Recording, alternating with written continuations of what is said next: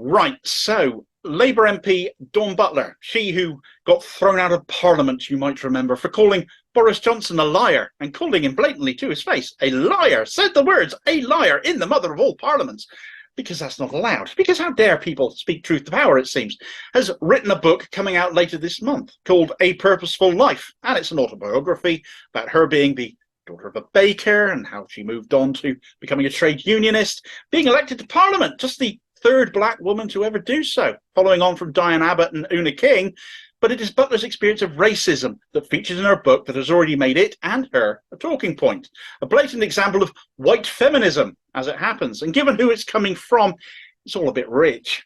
Now, Butler being a black Labour MP, she's a target and has been for racists her entire life. Her book will detail such examples of this. She's taken them head on. She's not afraid to. She doesn't back down, never backs down. She's a Labour MP I genuinely admire. And some might argue she's not necessarily a classical leftie. I wouldn't necessarily agree with that assertion. She was certainly loyal to Corbyn. She's a party loyalist first and foremost. But that doesn't mean she'll take bad policy and just accept it, nor does it mean she'll take abuse, even from her own party, and accept that either. And it's an interview she gave to The Guardian relating to her book and some of what it contains that has had certain people on the Labour right, racists in my opinion, squealing.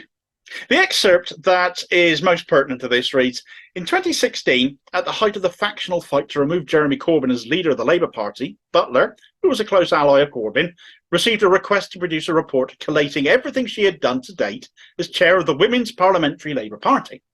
Butler does not know who was responsible for the request, but to her knowledge, it was the first time in the history of the Women's PLP that a chair was asked to do so. And what was a report supposed to prove exactly? The played out racial stereotype of laziness.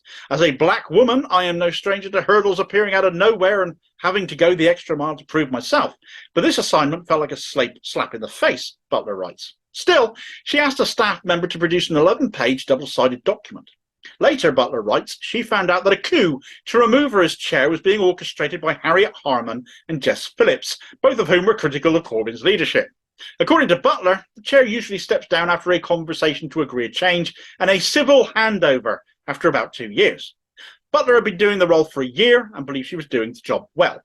She says that just before she went into a meeting, a whistleblower called and said they were coming for her. She writes that she found herself walking into an ambush. There were fake smiles and niceties at the meeting, although it felt more like an execution, Butler writes. She noticed senior female figures from the House of Lords she hadn't seen before. I thought, wow, they really have gone through their address books to see who they could find to vote me out, when all they needed to do was ask. I would gladly have stepped down. By the end of the meeting, Butler was out, and Phillips had become the new chair. How does Butler feel about that incident 7 years later? It was hurtful, really, really hurtful. I really didn't recognise the term white feminism until that time, but I understood and felt it then, and it was painful, because I thought we were in this struggle together, but obviously we're not.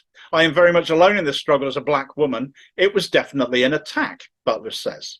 Now, somebody who may well have been party to this white feminist coup against Butler took umbrage with this. The then Labour MP for Liverpool Riverside, Louise Ellman, a woman with a fixed expression of a disgust on her face as if she just trod in something nasty and has an attitude to match.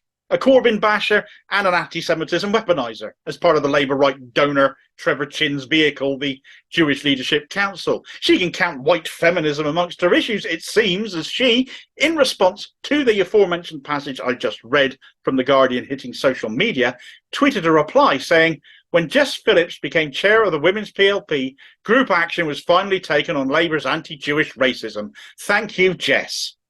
So what are you trying to say then, Louise? Dawn Butler, as a party loyalist, as someone above factionalism, has come under attack as if she were an ardent, rotten leftie in need of a good purging. Not the even-handed MP she actually is. It seems happy to imply Butler was somehow, in her position as Women's PLP chair, responsible in some way for anti-Semitism in the party. The comment has come in for much appropriate rinsing on Twitter, as the Twitterati, as we are, as many people out there are, were incredulous at this response given to Butler's removal. And you have to bear in mind, this was 2016 when these events happened. A year, if that, into Corbyn's tenure as leader, the anti-Semitism scan not gaining traction until after the 2017 general election, 2018 actually. So Ellman can't even get the timing of her scam-laden accusations right here. People asked, amongst many other comments made, things like, what is this woman insinuating? Ellman attempting to defame anyone to the left of Thatcher. These people are the nastiest, most bitter people in politics, worse than the Tories. Why do the Labour Party hate black people so much? The list of quote tweets, comments people were making on Ellman's shameless response just keeps growing, ratioed to within an inch of its life, as it gets called, and she hasn't had the decency still to take it down at time of writing. Dawn Butler wasn't going to just take this on the chin either, though. She's not the sort to, of course. She took the tweet on herself and asked Ellman directly, Louise, are you claiming I did nothing? Please justify your comments. And Butler followed this up with, Dear Louise, in addition to my message below, what actions exactly? Please be specific as you are making such a public statement. Well, she won't. Ellman won't address it. She's silent once again. And even more pointed is Ellman's only tweet this month. She's not been very active at all, the blatant. In fact, she hadn't tweeted since the 12th of July prior to this. And even that was just supporting a retweet by an odious Liverpool councillor who was bigging up an article Ellman herself had written for Labour List, saying anti-Zionism feeds anti-Semitism, because there's nothing quite like conflating the two, is there? Despite the gut-wrenchingly false equivalence there is in that. Whilst Ellman continues to perpetuate the scam that is damaging the real fight against genuine anti-Semitism, Labour has an anti-black problem as well. She's made herself part of that, and via her tweet seems to implicitly support it too.